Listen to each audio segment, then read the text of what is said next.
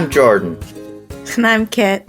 Welcome to Starry Time, where stars plus lines Equal stories. Today we're going to be continuing our exploration of the constellation Lyra with a focus on the history and myths of this constellation. The word lyra is the Latin word for lyre, which is a musical instrument that falls into the lute family, I found out.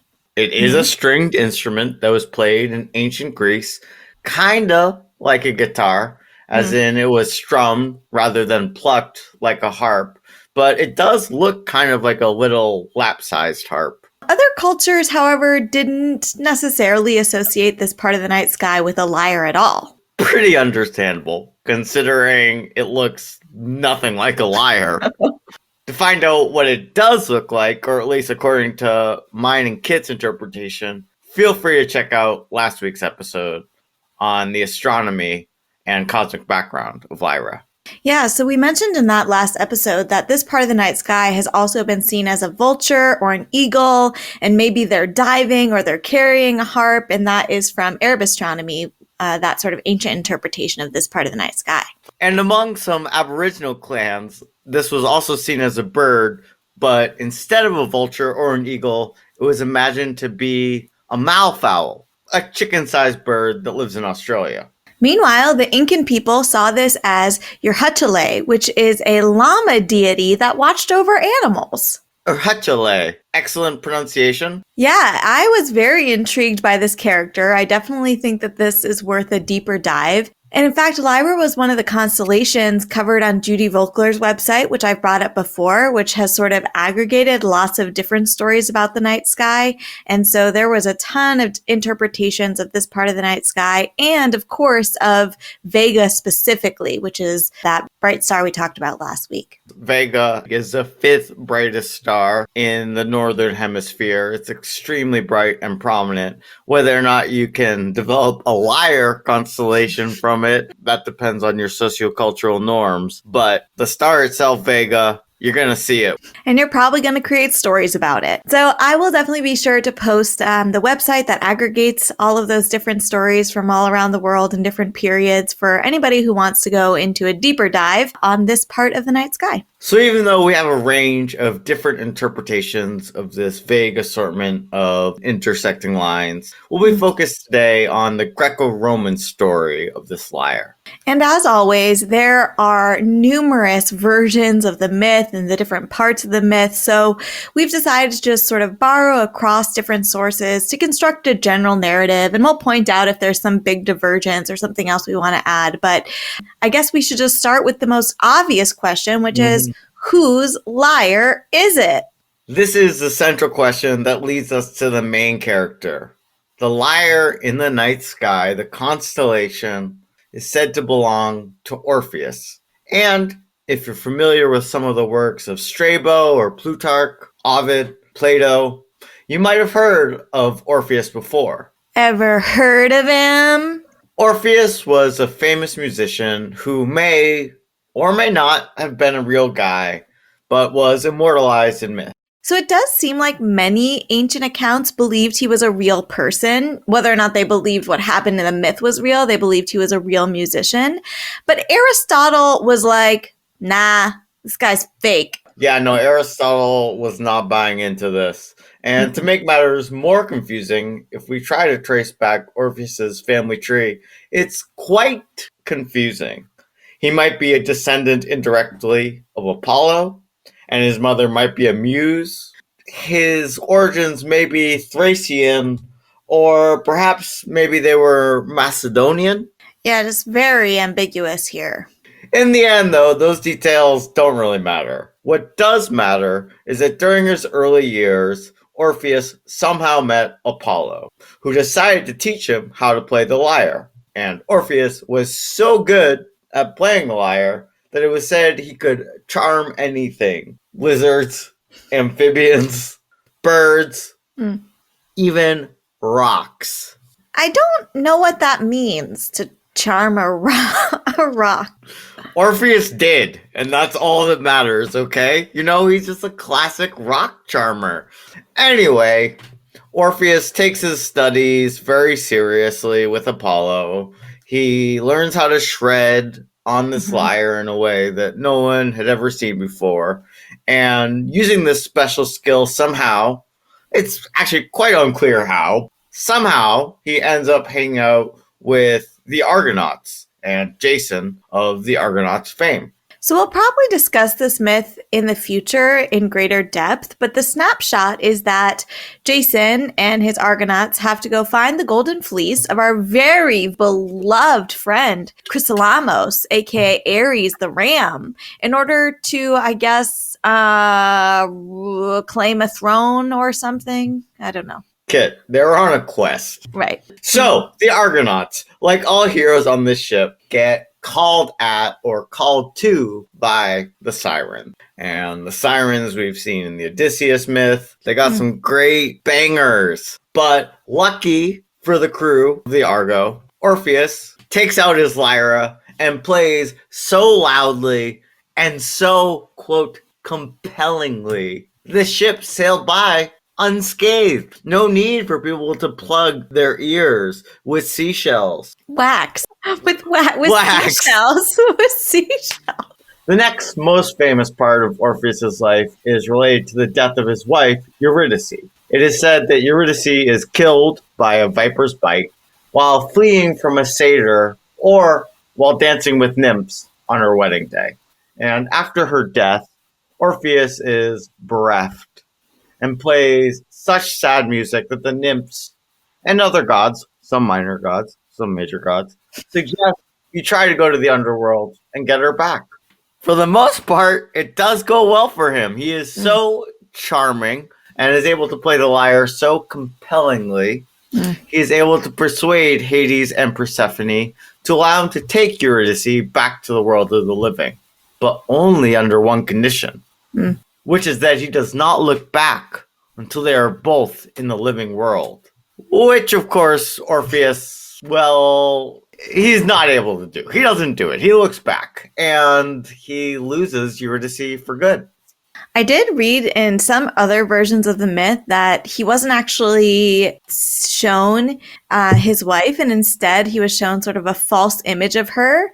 And then when he was unwilling to die and wanted to bring her back to the living, he was punished with this false hope of being able to bring her back, knowing that he never actually would. So that's another sort of iteration of the myth. Orpheus returns from the underworld alone and in a very grieving state. And this brings us to the third popular myth related to Orpheus, his death. So there are basically two versions of his death in the myth, and they're basically the same, but the reason is different. So in the first, it says that Orpheus remains in mourning and forsakes all gods except for Apollo.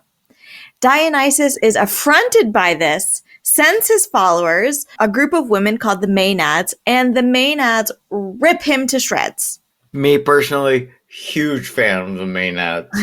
In the second version of the myth, he's also torn apart by a group of women who worship Dionysus, but this time they're angry because when Orpheus comes back, he forsakes all women and starts taking only men as lovers. And so these women tear him apart and throw his still singing head and lyre into the river, where it is eventually found on another island and is buried, and a shrine is built to this hero/musician.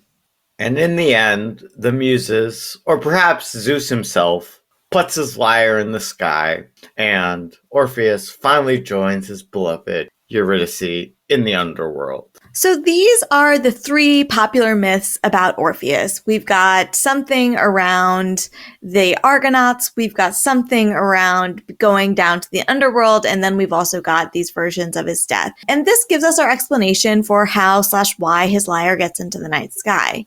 And I think one of the most interesting parts of this myth to me was how different Orpheus is as a hero than the demigods or the heroes that we've seen so far in the night sky who are known for their physical strength or hunting prowess. For sure. Orpheus is a very different character than, say, Orion or Hercules, who we covered in other stories. He's a musician, he's an artist, and yet he still possesses great power. but it's a very different archetype, more in line with like Loki or other trickster heroes. And Orpheus's power is his music, in fact. Yeah, and he is one of the very few Greco-Roman heroes who survives a trip to the underworld. The others include Hercules, Who is, let's mention, a son of Zeus and actively being protected and punished for brutally murdering his family. That's part of why he's in the underworld, trying to redeem himself. Theseus has also been to the underworld, who we haven't really met on the pod yet, but he's like perhaps a son of Poseidon. And he actually gets stuck there and needs to get rescued by Hercules when Hercules is down there. And then, of course, Odysseus makes a partial trip, a little trip down there to the sort of borderlands. But by and large, there are a few other heroes, but by and large, this is not a place mortals are permitted to go, and certainly not a place that they're able to come back from. The difference is between this and the original story, the first quest with Jason, where he's not really the main character, he's more of a side supporting character. In this story, the journey is Orpheus is alone, and it ends in tragedy, leading him to either the same place or an even worse place than where he was when he started, having to lose someone he loves not once, but twice. Yeah, and having to lose this person twice because of his own mistake. Yeah. And I guess that's kind of the lesson of this myth, this idea that there is no overcoming the boundaries between life and death. Love does not conquer all when you are immortal. Yeah, this myth has always kind of been confusing to me, whether it's Orpheus and Eurydice or Lot and Lot's wife in the Old Testament. There's something that I think is trying to be said about the inevitability of death and how grief affects us all differently and how loss cannot be resisted or stopped and how meditating or looking back on this trauma is not helpful. Yeah, and I agree. I think that this myth is difficult in some ways. It's so enduring and it's so popular, right? And it does have these elements of a love story, a loss, grief, these kinds of things. But it is difficult to sort of know in the way that it's such a tragic ending to know exactly what it's trying to teach us. We can contrast this story of death and loss we see in the Persephone's Hades myth, which is a story of divine death and rebirth and restoration. However, in Orpheus, we see something lacking, or we see a conversation with that myth that reinforces the boundaries and differentiation between the mortal and the divine.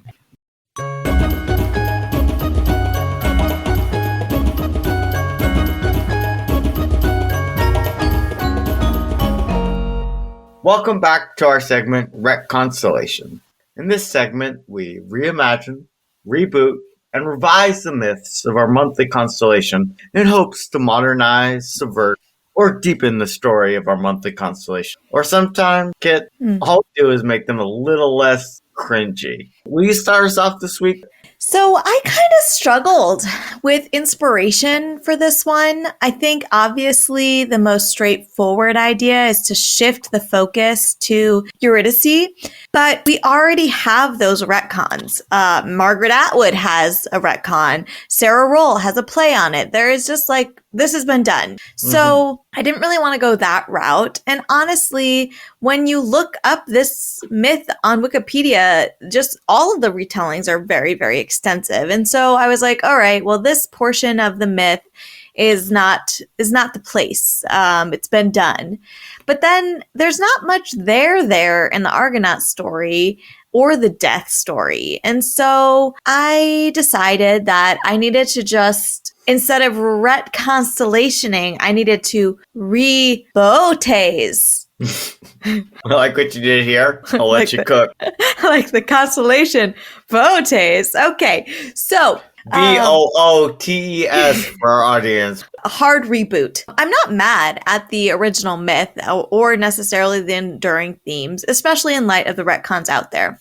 So I wanted to keep in the theme of showing the power of music. But in my myth, we're going back to the podcast extended universe to visit our good friend Sagittaria, the centaurist who founded the Amazons in my Sagittarius Retconstellation. Season 1. Listen. As we all remember, Sagittaria also took in Auriga, a charioteer who was great friends with Precus's goat children. So, after saving the Amazon village from attackers with her goat-drawn chariot, Auriga falls in love with the village musician, Lyra.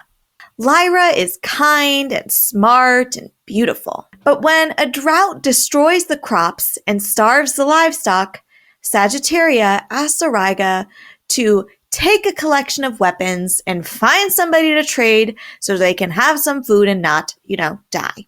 Lyra, having traveled widely as a bard, agrees to accompany Auriga. And on their travels, Auriga gets into a fight with a snotty prince. And the king of the area they're visiting takes Auriga prisoner. Lyra, not speaking the language of the kingdom, uses her musical prowess to communicate with the king and his family, and ultimately is able to free Auriga. So the Amazons begin a productive trade with the kingdom that saves them from starvation, and they are ultimately saved by the incredible musical stylings of Lyra.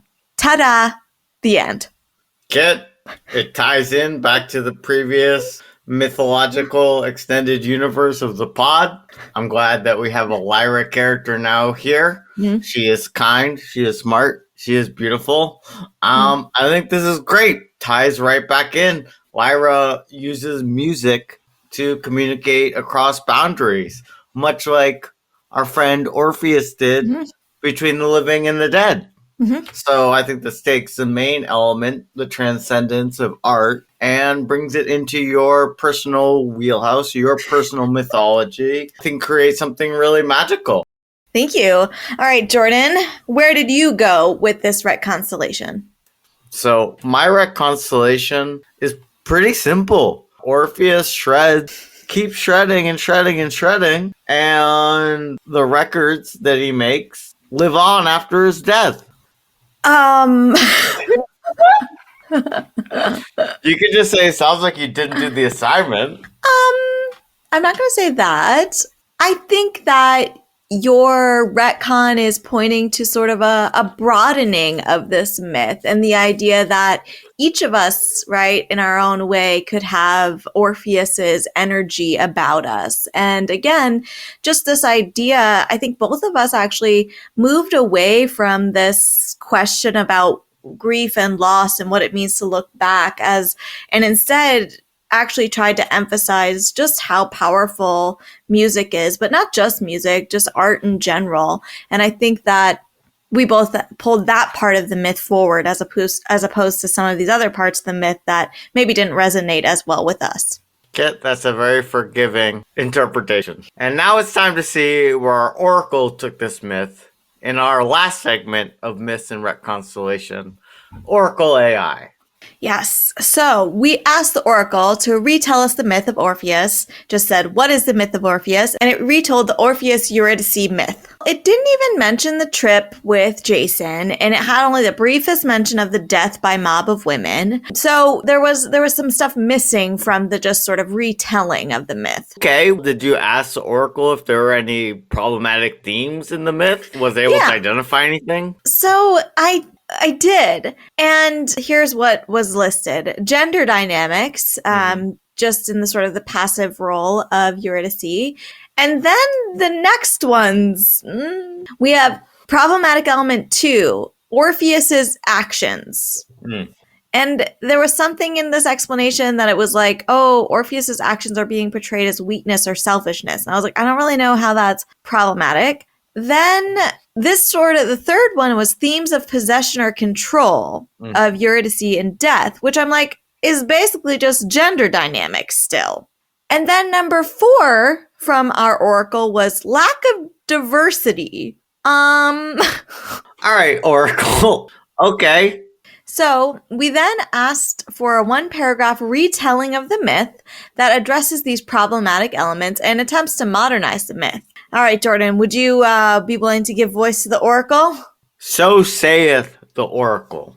In a modern retelling of the myth of Orpheus, Eurydice is a talented musician in her own right, not merely a passive figure. When tragedy strikes and she dies, Orpheus, consumed by grief, embarks on a journey to the underworld, not to possess her, but to understand her fate and perhaps even find closure. Along the way, he confronts his own insecurities and learns to trust in Eurydice's agency, realizing that true love means respecting her autonomy, even in death. As they make their way back to the world of the living, Eurydice encourages Orpheus to let go of his need for control. But his lingering doubts lead him to glance back, fearing the unknown. And in that moment, Eurydice, empowered by her own choices, decides to stay in the underworld, no longer bound by the expectations of others. Through this, quote, modern retelling, the myth explores themes of love, loss, and autonomy, challenging traditional gender dynamics, and, as the Oracle would say, embracing diversity and agency in the face of adversity. I'm not sure the analysis provided by the oracle makes any sense, but I do like some elements of the retcon. Yeah. I feel like it started off good. And then there was a clear pivot point. And then it sort of fell apart. So I guess we still have a job. I would say that, Kit. Except I think I did the exact same thing as the Oracle. I was going to say this makes no sense. But you know what, Oracle? I did the same thing. So I'm not going to say I'm better than you this time. I'm just going to say I see you. Thankfully, Kit has an extended universe, and she was able to recombine this myth and Retconstellation it into a broader sense of meaning than I or the Oracle was able to do.